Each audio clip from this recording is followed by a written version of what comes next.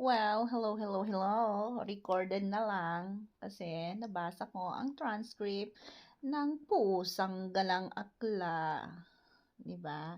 Nabanggit na naman niya si Mami Juana. Mag-focus ka na lang sa Matingga. Oh, ngayon, hinayaan mo na yung mag-ina. Ngayon, binabalikan mo si Mami Juana. Dahil ano, tinatawag-tawagan mo, hindi ka masagot. Dahil nakita mo na sina Joanna, nandun kina Mami Juana. Ngayon, binabanggit-banggit mo siya. Anong sabi mo? Magpagaling muna siya. Magaling na si Mami Juana. 'Di ba? Ayan na nga, oh, magsisimula na siyang magnegosyo.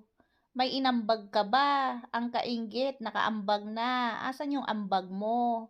Hindi yung ginagamit-gamit mo pa yan sa live mo. Anong sabi mo? Walang makakagawa na magpapunta, na papuntahin si Mami Juana sa Pilipinas. Wala talaga. Ikaw lang talaga makakagawa niyan. Kasi nga gagamitin mo, 'di ba? Anong sabi mo? Gagawin mong tagalinis ng resort mo, 'di ba? Ikaw lang, nag-iisa ka. Ikaw at ikaw lang. Ikaw lang yung kayang magpapunta ng African sa Pilipinas. Kasi ano, gagamitin mo pang vlog. Ikaw lang ang kayang mang-exploit. Mami Kwana ka, Mami Kwana.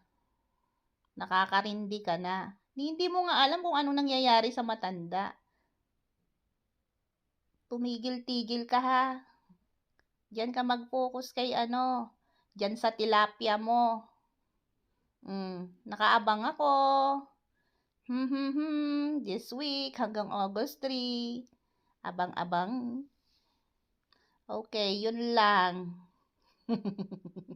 Naasar ako ng slide. Asar lang naman. Diba? Yung gagamitin niya na naman yung ibang ano, yung ibang pangalan na ang tagal-tagal. Kailan mo ganito ha, kalma, ganito. Kailan niya huling tinawagan si Mami Juana, si Mama Juana? Kailan? Kailan mo huling tinawagan? Nung may nangyari kay Joanna. 'Di ba? Kasi makikibalita ka, makikichismis ka, nakakaalala ka lang kapag meron kang kailangan. Kailan mo ulit siya tinawagan? Kahapon, ang kulit-kulit mo nga daw eh. Hindi ka na sinasagot. Panay tawag mo.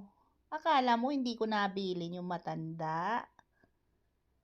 Ay, nako. Oh, tinatawag-tawagan mo simula Sabado, kahapon.